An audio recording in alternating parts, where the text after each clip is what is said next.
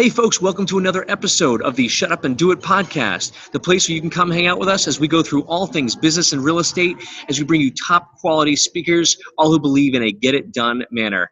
I'm your host, Nick Aalerud, creator of the Complete Deal Flow System and principal with AA Real Estate Group, and function as an educator and active single family and multifamily real estate buyer in the Boston area and beyond.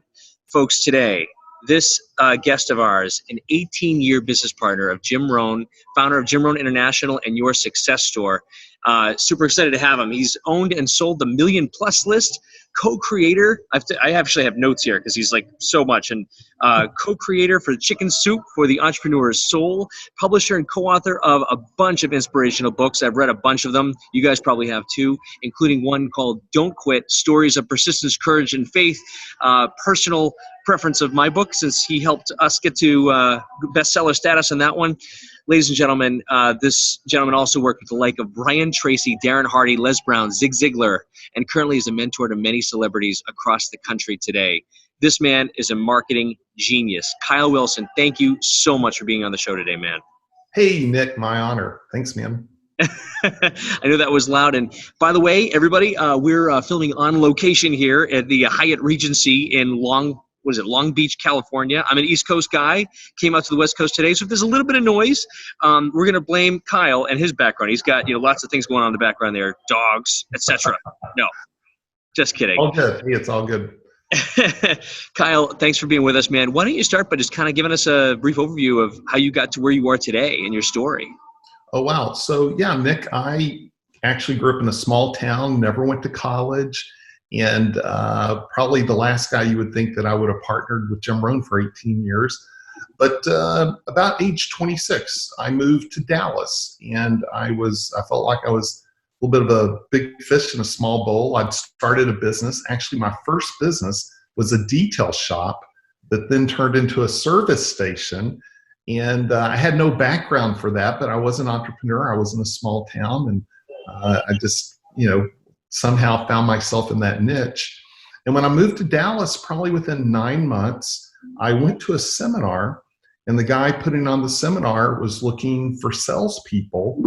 So I got a job with him, and the name of that game, and you'll appreciate this, was you had to make 100 calls a day, cold calls, to try and book a couple of meetings to go speak at companies, to give value, but then at the end to sell tickets for a seminar.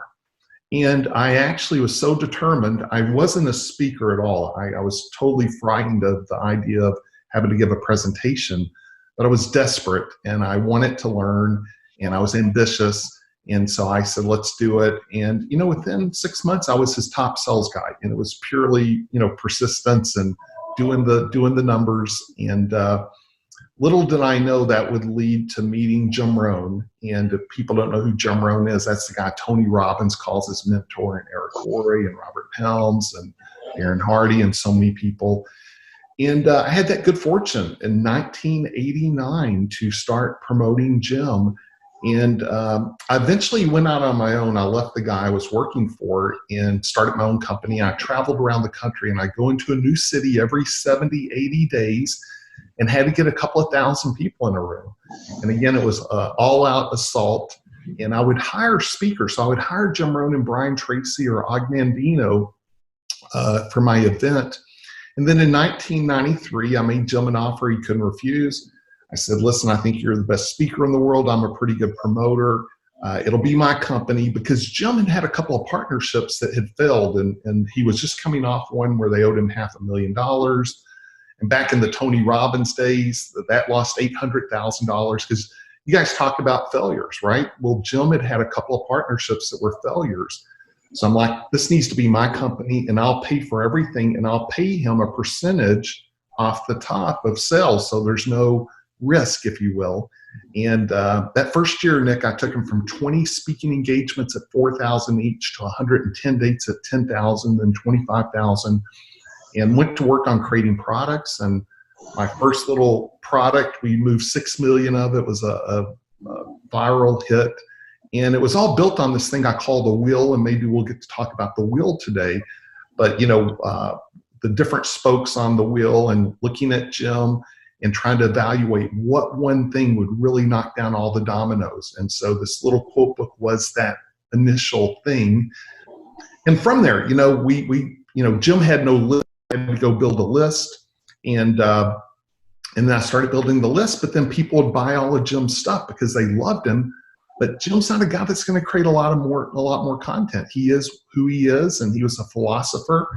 So I started another company called Your Success Story, and that's when I started selling Brian Tracey and Les Brown and Mark Victor Hansen and Zig Ziglar, and grew that up. And then in 1999, discovered the internet, and built a 1 million+ list, and just had a lot of success in a really fun industry, working with some amazing people.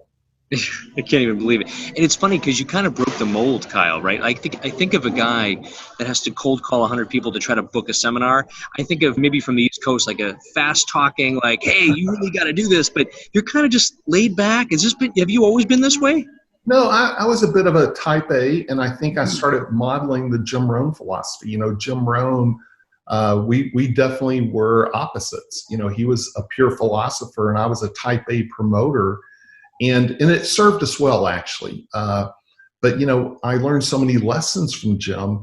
And eventually, as I got older and I realized, just success alone, it's not going to make you happy. And having to build a team and, just all the different things that go, you've built a team, you know what that's like, right? That's a whole different skill set, right?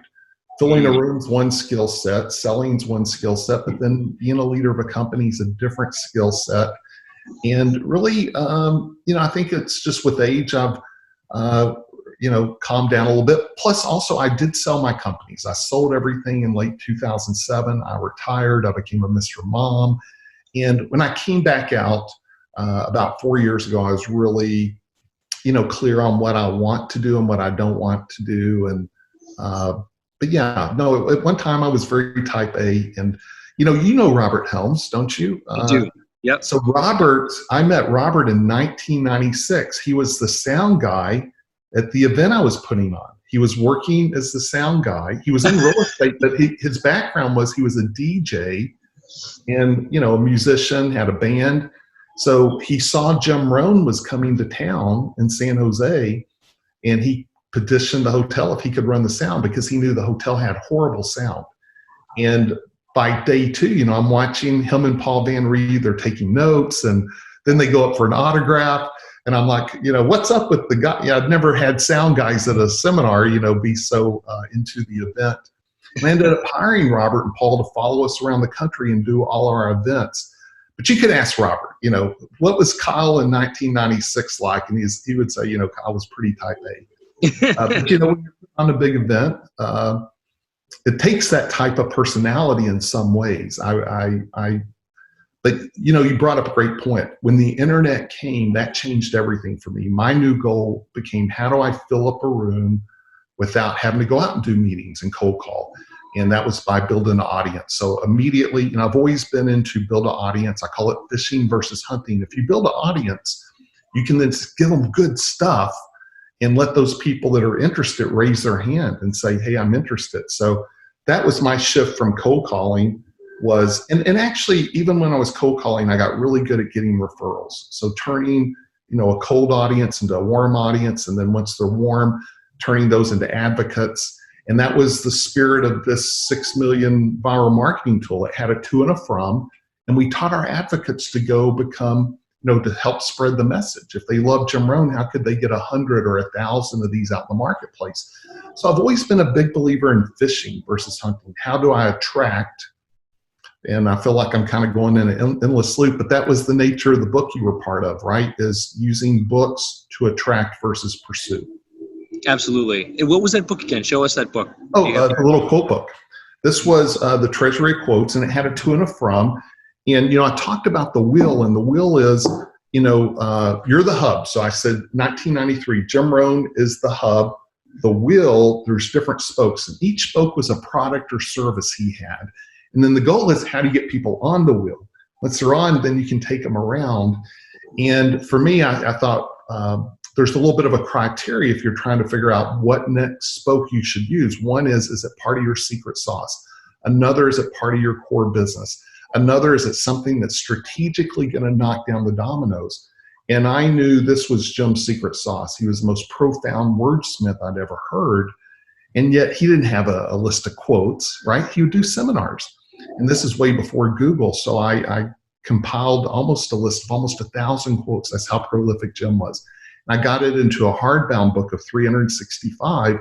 And I did this little excerpt book with a to and a from. And then we priced it in such a way people would just buy 10, 100, 1,000, give them away. And that was people in real estate, insurance, network marketing. And I had my catalog in the back. And no one's just going to give someone a quote book. Hey, Nick, take this. They're going to do a commercial. Hey, have you ever heard it? If they're passionate, right? Have you ever heard of Jim Rohn? This guy changed my life. And they're going to turn it and share quotes. And then maybe even in the back, talk about some of the books that had changed their life. And then they're going to give them the quote book. And that's how I designed it. And literally, within a month of creating this and getting it out in the marketplace, my mailbox started filling up with orders because we had a order form in the back. And our phone started ringing off the hook. And we'd say, how'd you get our phone number? And people would say, someone gave me a quote book. And again, the principles don't change, right? In 2019, internet, social media, the principles are still the same. How do you find advocates? How do you go out and fish? How do you put good stuff out? And nothing takes the place of a referral, of a warm market versus a cold market. So it's the same principles, just using it for that period of time. I love it. And I think you made a huge point, providing value, right, Yes. to the list, because I know I still, I'm not on them for long, but I get on these lists of people who are just, met you at a networking event or a seminar, and they just constantly follow up with like, here's my 4 products that I'm offering this month and the service. And it's like, there's no value there, right? So people get off that wheel just as fast as they get onto it. And I think your wheel and your term, right? You teach people how to kind of add value constantly. So people like to stay with that wheel. Is that accurate? It is. And it is a distinction between the wheel and a funnel. And a lot of people that don't know the wheel concept, but they're familiar with the funnel, they think the wheel is a funnel, and it's really not. And I have funnels. I have like 4 different membership sites. So I totally get how funnels work. But the wheel doesn't have an agenda where a funnel typically does. So the wheel's like, I'll just give you great value, and occasionally I'll put out something you can raise your hand to. I would suspect the podcast is more like the wheel. It's not a funnel, right? So people get on your podcast, they build a relationship with you, occasionally say, hey, in Boston, I'm doing this cool event, or I have this cool free download, or I have this new book, or I have this or that. And they go, oh, I'm interested in that. And they raise their hand. Well, that's what the wheel is. The wheel is a platform to bring value and then let people decide what they want, right? And versus an agenda that says, okay, because you bought this book, I already know who you are, and I'm going to now drive you into, and I'm not saying there's anything wrong with that. I'm just saying that's the distinction between the two. So for me, the wheel's more about fishing, because when you go out and you give thousands of presentations selling tickets, which is what I did, you cold call, then you go speak at meetings and you're selling tickets. You really get to understand the audience. You get to understand how they think. You've now had thousands of objections. You've had thousands of interactions. And you really understand the model of who your audience is. And I understand people are busy. They're going through stuff. They're going through, cancer. They're going through divorces. They're going through raising their kids. They're going through financial challenges. Or maybe they just did an investment, and so they might love you, they might love what you're offering, but the timing's wrong. And so that's why I'm not a big funnel guy. I'm more put good stuff out and catch people when the time is right? And let them raise their hand for whatever it may be, and versus the unsubscribe because you're trying to sell me all the time, right? Perfect. Perfectly said. And let that be sung from the mountaintops, which you're doing already. I like it. What have been your maybe challenges as you kind of grew this business, if you don't mind sharing any? Yeah, I've had a lot of them. One of them, and this is just very candid, and I got to be careful how it sounds, but I would say 1993, I make Jim Rohn an offer, and Jim was already with a company called Herbalife. And they were paying him $250,000 a year, but he was also trying to do public seminars, as he had always done. And he had a partner, and the partner owed him $500,000. So my goal was to take over that part of the business. But Jim still had this thing with Herbalife where he was out speaking a lot. And within about 2 years of me blowing the doors down, over 100 speaking engagements. And now a bunch of people in the network marketing world are saying, hey, I just saw Jim Rohn. Herbalife came back and said, hey, instead of $250,000, we'll pay you $1 million, but you got to quit working with Kyle. Well, Jim was with Herbalife before he was with me. And that was really his heart. He wasn't a big public seminar guy. So he said, okay. And so we had that conversation. And there's always good that come out of these things. One of the good things that came out of it is I then went and connected with my good friend Brian Tracey, who I'd done things with. And we did a tour all over the country and created a thing, co-created, called the Success Mastery Academy. But which is still a thing. We recorded it. We did a 20-year anniversary of it 3 years ago. But I didn't have the skill set at the time to manage that shift because I had 20 employees, money's flush, I'm completely out of debt, multiple six figures in the bank. And 18 months later, Nick, I'm multiple six figures in the hole with a lot of debt. And I had to turn that around. And that took me like 3 years of turning it around. It made me better. I got smarter. I got wiser. And eventually I got Jim Rohn back. And when I got Jim back, now we were charging $25,000. And I knew what Herbalife was offering wasn't going to happen because there were some things involved that I just knew it wouldn't work. But part of that $1 million was going to be based on them doing events. Well, they had not successfully been able to pay him before doing those outside events. So eventually I got him back. And then that happened a second time, a couple of years later, where they came back and said, Kyle is just killing us. This time we're going to do this and this. And they really hit all the things that were important to him. But this time I'd already built the email list. And he said, Kyle, listen, I'll give you 10 dates a year. You do whatever you want to with the email list, selling products. That's all yours. But the majority of my time is going to be with Herbalife. Here's the blessing in that, Nick. It forced me in 1999, 2000, it's really more like 2001. It forced me to build a company based on Jim not showing up. Now, what everyone else was doing, Zig, all these other guys, they were doing 100 events a year, making tons of money. So do you think they cared about the internet? No. The internet was a waste of time to them. No one understood the internet. But it forced me to go build a company where I could sell product. And I can honestly say, I was selling more Zig stuff than Zig sold. I was selling more Brian Tracey stuff than Brian sold.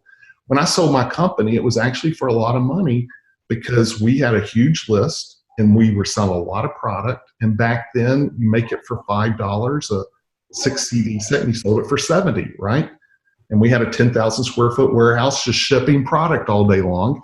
And, by the time I sold my companies, we were also doing everything digitally. But every negative ended up being the biggest blessing, mainly because I chose not to be a victim. I tried to take a step back and say, listen, I get what Jim's doing. I totally do. I'm not here to own him. He's not here to own me. How can I, bring value? And I think that was one of the greatest things. We had a 10-year handshake before we finally firmed it up.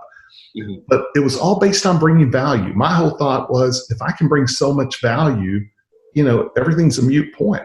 No one's going to ever want to leave. And so that's what I did with everyone. Dennis Waitley, every single partnership I had, it's like, how do I bring massive value? That's crazy. And just to take a step, go ahead. Well, I just want to make it clear, Jim Rohn's the nicest, most loyal guy in the world. He was with Herbalife before me. And it's like a marriage or anything else. You're just constantly compromising in ways that make each other be able to maximize what they're doing. So it actually worked to my benefit, and I just had to, have the faith and belief and vision to see that it would, and also just realize, he was with them before he was with me, and at the end of the day, it all worked out great. In fact, at the end of the day, Herbalife became a huge customer of mine, and I launched the online, our newsletter, and they were in 52 countries. Guess who were subscribing to all my newsletters all over the world? Awesome. So it all worked out really, really well. But in the middle of it, you don't see all that, right? You just see the challenges. And that's one of many stories, but that was a pretty big happening because I put a lot into it, and then in some ways, feel it's taken away. Yeah. But it wasn't. It actually, lived to go to that next level. Yeah, the rug being pulled out from under you. But as you mentioned, so that helped you really see the benefits of the internet and how to kind of, maximize that and start to work with the other people, right? To solidify your own firm. 100%. I would have been just focused on events and never built the list. And the list was the gold mine. So 2 takeaways there. One, you had an incredible, you learned what the value of a list and how to build it. Number 2, number 2, Herbalife is a devil company. We should never, just kidding. We shouldn't say that. Never mind. No, they're good. They're good people.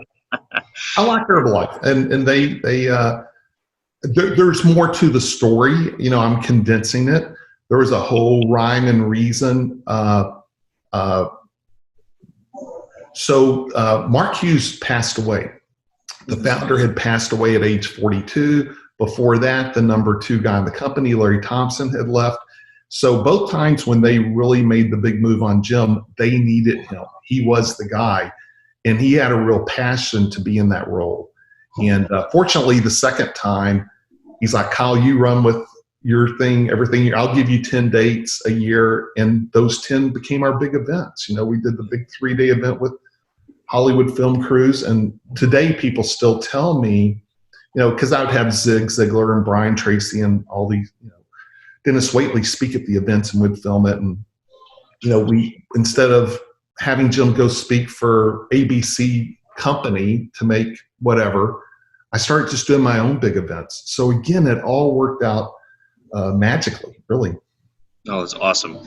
Taking a step back too, Kyle, you mentioned that, you started just working for somebody, filling seats, like doing seats and doing the seminar world. Like, did you ever see yourself doing that? I mean, I know you kind of where you came from, but where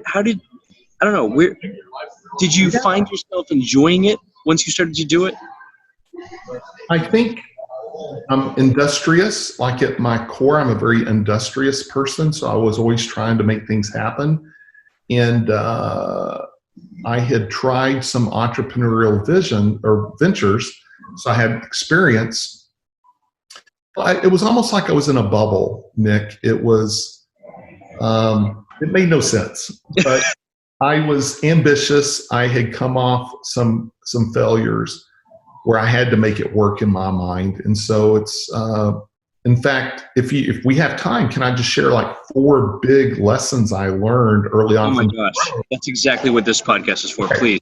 Well, they really played into your question, but one of the things I learned from Jim is success is predictable, and equating it to like farming or gardening. My last house, I had a big vineyard, right? And you can't plant a grape seed and have a vineyard in 3 months producing grapes. It's going to take 5 or 6 years, and I really learned from Jim there are fundamentals. There's a blueprint to success, but it's going to take time.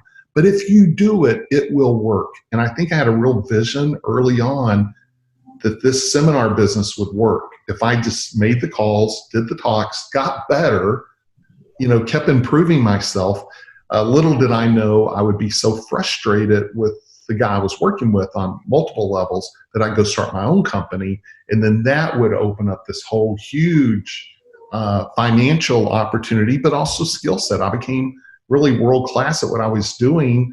And I attracted Jim, but I could have attracted, really anyone at that time. We were one of the top promoters. So I got this incredible skill set. But that was one of the things, early on, Jim taught me is success is predictable. Another thing he taught, he said, if you want to be successful, bring value to the market. And if you want to be mega successful, bring value to valuable people. And again, I equate that to like you having this podcast. You've created a platform for your audience. You've created a platform to have guests on, right? That they can now get presented to your audience. That's becoming valuable. And I felt like as a seminar promoter through my company, your Success Store, I was, selling millions of dollars of products. So I was taking on everyone's products. So all these different ways to become valuable to the marketplace, was very powerful. Yeah, for sure. Oh, that's great. On I'm going to put you on the spot here a little bit. Sure. Who's the most unique person you've ever worked with? Maybe Jim Rohn, because Jim probably, since you said unique, because Jim really did not want to be famous. I did a 3-book deal with Simon & Schuster through Tony Robbins' book agent, who was Jan Miller. She was also Stephen Covey's agent. Took me a year to finally get them to all say yes, and then he backed out. Like, he really did not want to be famous. And so he said, hey, let's pursue fortune over fame. And I'm like, I get that philosophically, but it's kind of hard when you're in our business to get fortune without fame. They kind of go hand in hand. So we had a little bit of that tug of war. And so again, it was a great marriage because we were both so opposite. I am confident, Nick, maybe millions of people more know who Jim Rohn is because of me than would have otherwise. Mm-hmm. So I think I brought that. And then on the flip side, no Jim Rohn, there's no Kyle. In other words, I felt I got to work with the best speaker in the world. It got to be my company. He had no desire to be planning events or creating products. I'd say almost every product was I was the guy behind it saying, hey, I got this idea, Jim. Can we go in the studio, put this together, record it? And so it was just such a good win-win-win. But that was very unique about Jim. I would say most of the really top speakers are better marketers than they are speakers, and that's why they become big. But they don't really have the gift that Jim had. Jim had that true gift. Incredibly humble, the ability to say the most profound things in a humorous way, take complicated stuff, make it simple. He was just the master.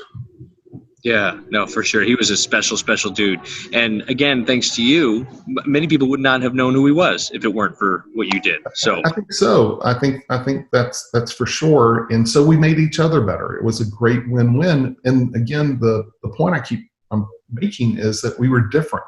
It's okay to have contrast and to have challenges and, to push each other's buttons, because we certainly did. I constantly made him uncomfortable with my requests and demands, and just something kind of silly, but 3 different times I did products that had assigned and numbered. So I did the hardback treasury and quotes. So I'd do 10,000, but I'd do 5 normal and 5,000 signed and numbered. Same thing with the leather bound journal of Jim Rohn's. And now he had to sign 5,000 books and sign 5,000 journals, which, I remember him saying, Kyle, can you please never do another signed and numbered? Like, that was not his thing, right? To sit around and having to sign books. He thought that was a little bit silly and, again, overhyped up. And I'd do the big events and have the lights cut off and we're playing Right Here, Right Now by Van Halen. And it's like, is this necessary, right? I'm not Tony Robbins. I'm just the farm kid from Idaho. But we had those contrasts going, but it was good. For sure. That's a good question too. Did you ever have an opportunity to help promote somebody, but maybe you chose not to? You don't have to share names. What were the qualities or lack of qualities of those people why you chose not to work with them? Okay. Let's just say from a business standpoint, let's just take that right off the top. From a business standpoint, if it was just going to be a one-off for me, it wasn't going to work. So for example, with Jim Rohn, I got to build the wheel. I got to build the empire, if you will. Everything affected everything, affected everything. Everything came back into my domain. I'm promoting Brian Tracey. It's a one-off. We're doing a product, we're doing an event. But people at the event that fall in love with Brian, they go back to Brian and they book him for speaking engagements that I'm not the agent and I'm not the business partner.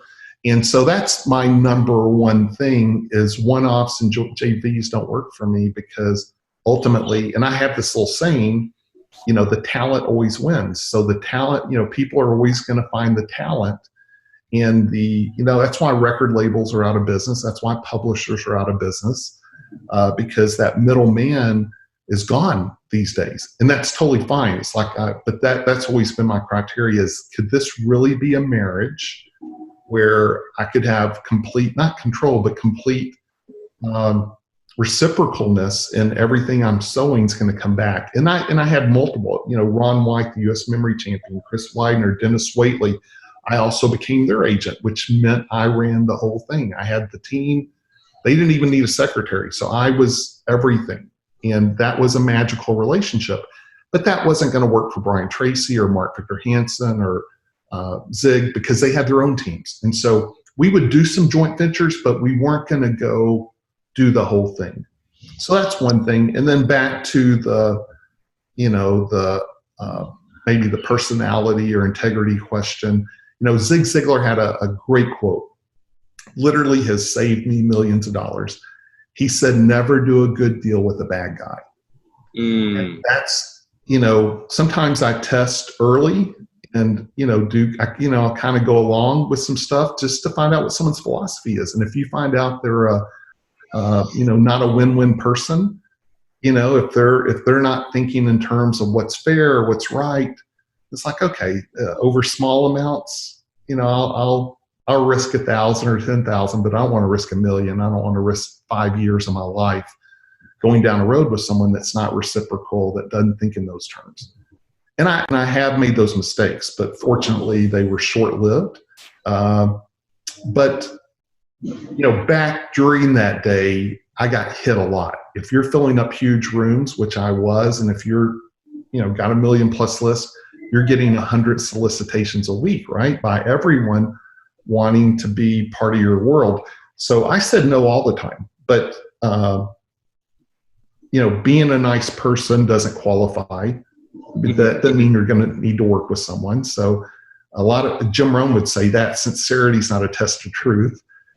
So you got to get over people that are great networkers. Some people are great networkers, but that doesn't really matter to me. What matters is, can they bring value? And can I bring value? Sometimes there's deals that I didn't feel like I could bring value. So if I'm not going to be able to bring value, it's not going to work out long term. Eventually they're going to say, hey, Kyle, I don't get why we're partners, right? If you're not doing anything. And so if it's going to end up in a divorce, eventually I try and avoid it. That saves so much time. Great time management, right? To say and you got to let go of the fear of loss. That's 100% true. Someone once told me, and it was a negative way of thinking, but a partnership is a sinking ship from day one. So as long as you're okay with the ship eventually sinking, however long we can get out of it and have a marriage, that's even better, right? I think there's definitely some truth to that. With Jim Rohn and I, it was magical, but it's interesting that in 25 years, that's the only one that really, really was the game changer. The other ones, like I've just never had another Jim Rohn type of relationship, because everything was just, was perfect. And then now, no, I wouldn't even be open to it, because I don't want to give my life to someone else's career, right? I'm just in a different frame of where I want to be. So that was a magical partnership, but it was a rare partnership. Yeah, no, for sure. And minus the affair that he had with, the other company. We won't mention them, but it all worked out good. Honestly, I wouldn't have built the 1 million plus list if there was no Herbalife. I don't think we would have made it to as big as we did. What transitioned you into the book world? Getting into creating books, publishing? Yeah, so I had sold millions of books before, because almost everything we did, we self-published. I had a Simon & Schuster deal. I had a Random House. But the self-publishing I did with Seasons of Life and 5 Major Pieces and the Treasury of Quotes, I moved millions of books. And I could print them for, $1. The little quote book's 30 cents. And I could put my front real estate, my back real estate, and I controlled everything. And I came out so much better. Now, I would have done the big Simon & Schuster 3-book deal, but that was, Jim didn't want to do that. But that would have been checking a different box. But so I had that in my pocket. I retired. When I came back out, I was doing an inner circle in Los Angeles and Dallas, my masterminds. And there was a 25-year-old actress, Erica Dela Cruz. I watched her hustling. I saw her have a great philosophy, giving, and we don't have time for the whole story of, and I'm like, she's not making any money, and yet she's doing this philanthropic work for Lisa Haisha, who's in the book with you. So Lisa Haisha, her husband's Lee Aronson, the creator of The Big Bang Theory and 2.5 Men, and they've hosted my inner circles at their house. And Lisa has her own Amazon show, and she was doing this huge philanthropic event, and I got Erica to be one of the red carpet hosts. But she had to get videographers and editors, but it wasn't a paying gig. It was philanthropic. And here's this actress not making any money, right? Showing up, and I have such an empathy and appreciation for how hard it is in the music world, and if you're an actor, that whole thing.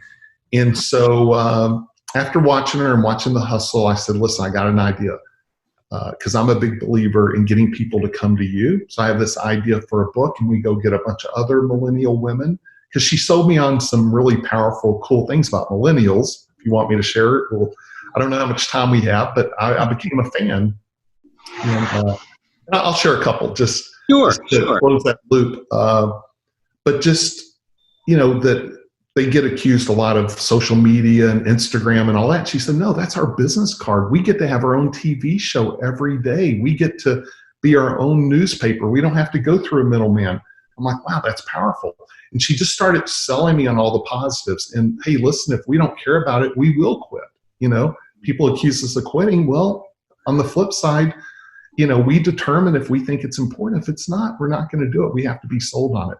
But so there's just this whole appreciation. And me having sold my companies and starting over, I literally, Nick, started over with no list, no intellectual property. And people are like, you don't have your listing more? No, when they bought me, that's what they bought, and I didn't have the 300 intellectual property. No, I had nothing. So I didn't feel like a millennial, but I had empathy for anyone starting at zero, right? And so she said, listen, I got the title for the book. It's called Passionistas. I don't know if you ever saw a copy. I actually have one here. And but this book, we had 40 amazing women, and mostly millennials, and East Coast, West Coast, a lot of fashion, Hollywood, the whole thing. And I say that, it helped me pull that playbook out. I had a lot of playbooks. I still do, but if I didn't have a purpose or passion, I didn't do it. So I did that.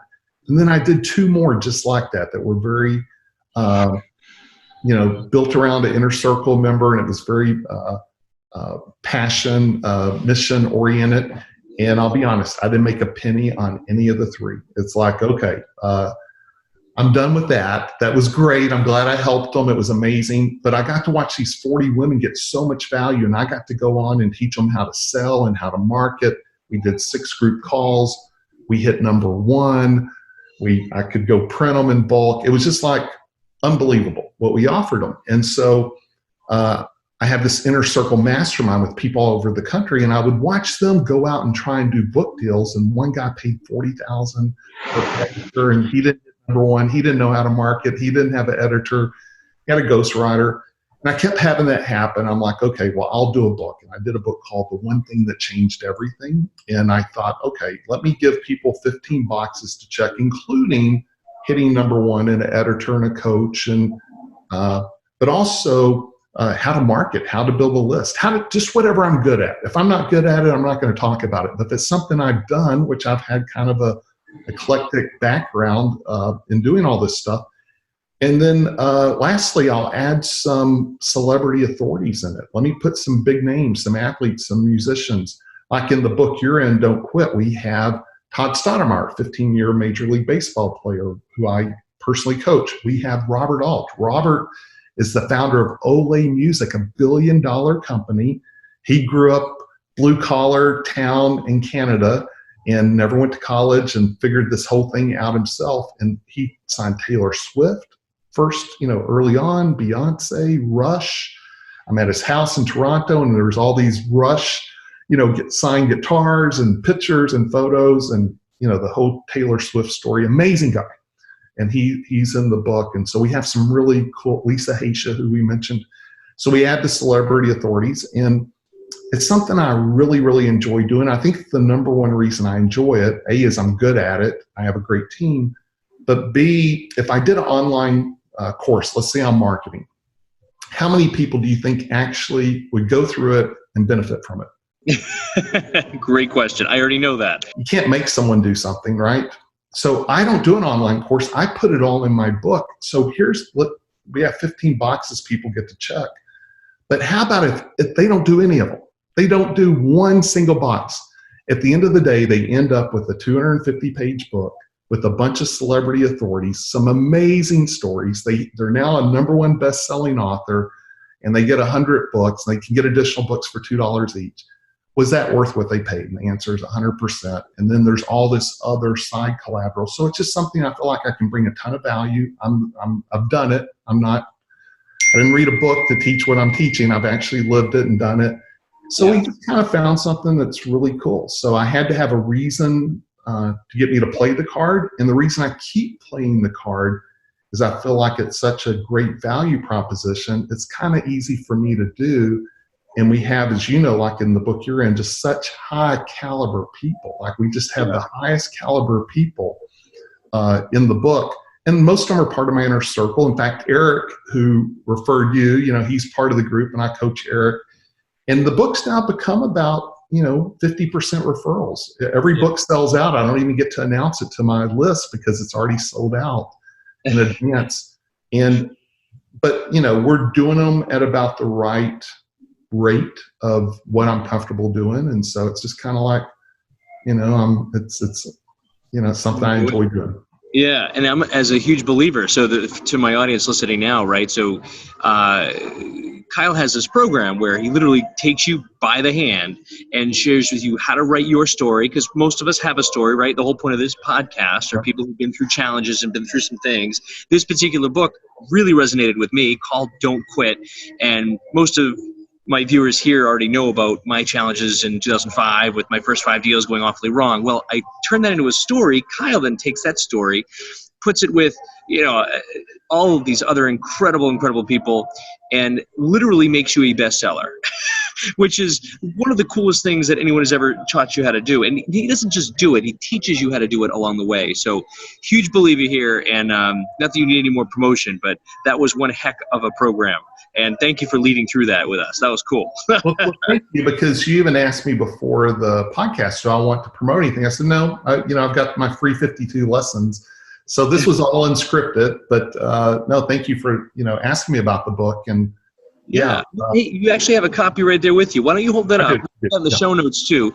So folks, this is what Kyle just created. We had an editor that went through it, and we're super blessed to have been inside. It's a very inspirational book. We've read I haven't even gone through the whole thing yet. We read most of the stories in it. And all of your books that you've done, I mean, I've read now 4 or 5 of them. They're incredible stories, very inspirational. And I think everyone really needs that, especially in this world today. Be you a business owner or be you just W-2 employee looking to pick yourself up. We need good news, and we need overcoming challenges, and that's what you offer. So thank you for that. Thank you. Dakar Sites is our editor coach, and she's the one that keeps the wheels on the bus, and project manager, and she's done all 9 books with me. We've done 9 now, and just like on the cover of your book, Lisa Haisha, who has Soul Blazing, amazing, Todd Stoudemire, Jesse LeBeau, who's got an incredible story, Robert Alt, and then Heather Self. I mean, Heather was a welfare mom. She was paralyzed at one time, every kind of challenge you could imagine. Now she's a multimillionaire, her and her husband, in the real estate world. And these stories, and I loved your story, Nick. I loved how authentic, and that's the key to all this. We really teach people to tell secrets, actually, which is similar to your show, right? Be authentic, be relatable. Don't invent something, but actually, be open to it, because it is when we're vulnerable and authentic, we can actually help people. And, there is, that kind of came through in this whole Passionistas book, the first one we did, where instead of being, oh, look at me, it was the opposite. It was like, hey, here's some challenges, here's some circumstances, but I'm hustling. Maybe I haven't hit it yet, but I'm hustling. I got the right attitude. So what I loved about your stories, you talked about multiple failures, right? How you had to overcome. And that's something I've always been attracted by you, is just this hustle you have and this positivity. I've never talked to you where you weren't just, uber positive, right? Which is a real gift. I think that is a gift. Not everyone is able to pull that off. Is that something you've had to work on, or is that just natural for you? I think the world's full of too much negative. Well, you and I, every guest I even have on this podcast, right? We come from a place of abundance, from a place of love, of giving, of value. And there are times in my life, just like there are times in yours, where you're feeling really down on yourself. And I find the best way to even pull me out of that is to just, if I'm posting something on social, it's inspirational. It's because I need it, right? And I right in the right mindset. I still go to my gratitude journal. So I just think it's a service that we're providing to all of our networks. I think it's a big service, Love it. And here's the thing. I met a guy who had sold his company for $100 million. It was Wise Trade. His name was Mark Sparks. And he was wanting to start a TV network, and we did. It's called the Success Training Network back in the day. And Robert Helms, Darren Hardy, Zig, Jim Rohn, and so me and Mark partnered on it. But his first question, and he was totally sincere, he said, "Have you ever failed?" And he just left it at that. And I'm like, "Yeah, definitely." He said, "I want to know a couple of your worst failures." I'm like, "Okay." And I told him. He goes, "Okay, great. Now we can work together." Because he said, "I never want to be part of someone's first failure. If they've not failed, they don't know anything." Right? And so again, in your story in the book, you talk a lot about failure. I mean, you talk a lot about challenges you went through, which means I can trust you. I've seen people get up on stage in the multifamily space, they'll win, and everyone I know that knows them has lost. And I'm like, okay, I don't trust that person. I want to hear, the bad with the good. And I think in my world, like in the marketing world, when a guy says, a ClickFunnels guy says you can spend $1 on Facebook and make 3 back, and he talks like that's the norm. No, that's not the norm. 90% of the people lose money buying Facebook ads. That's not the norm. The norm is, unless you're a brilliant marketer, you're probably going to lose money until you can figure it out. I want to hear that, but I don't really trust the people that don't tell the bad with the good, because not everyone needs to jump in head first. Some do, some don't. Yeah, we even have a label for people around here. Like someone comes up, just made $160,000 my first single family fix and flip, or we just had our first, cash out refi on a 200 unit building and cashed out for $800,000. If they haven't failed yet, we call that home run complex. That's even worse, because now they know everything. They're going to just dive into the next one, with no regard, because they can't lose right now, and that's a disease. So I have a guy in my inner circle. He's been in a couple of books. Tom Burns. The guy has raised $400 million. He's an orthopedic surgeon. He's not even a full-time real estate guy. And he was talking to a recent person who didn't go through 2008 and who wasn't around at 9/11, 2001. And, the guy's just telling him in XYZ class of XYZ, you can't fail no matter where the economy goes because of this, and this, and this. And, Tom's just smiling. It's like, because the guy doesn't even know, because he doesn't, he's read books. He has a couple of deals, but he hadn't been through 2008. I remember 2008. Remember 9/11 too, right? So, Jim Rohn would say the only thing worse than ignorance, right, when someone's ignorant, is when they're arrogant and ignorant. Like, that's the worst. So you got some people out there that are, a little bit ignorant, and that's okay. If we hadn't been there, we don't know. But when they're arrogant and ignorant, right, they defend the truth of something they don't even know. That's hard to take. So you got to be aware of that too. Oh man, we're only as wise as knowing what we don't know, right? Right. I have one of our 4 questions that we sort of pick out that you're not prepared for. Wanted to ask you anyway. What would someone who knows you say is your greatest weakness? Depends how well they know me, right? Possibly. It depends when they knew me, Nick. At one time I was the most organized guy you could imagine. I was the most fastidious. Now I'm a little bit more, head in the clouds, more on the creative side. So some people would say I'm a little bit too ethereal and I'm not into the trenches enough, but that's not totally accurate. Maybe I'm too independent. I've kind of been through a lot, done a lot. I know it's really up to me, and sometimes maybe a little too independent. We'll take that. So we also call that completely unemployable, right? Both you and I are both unemployable.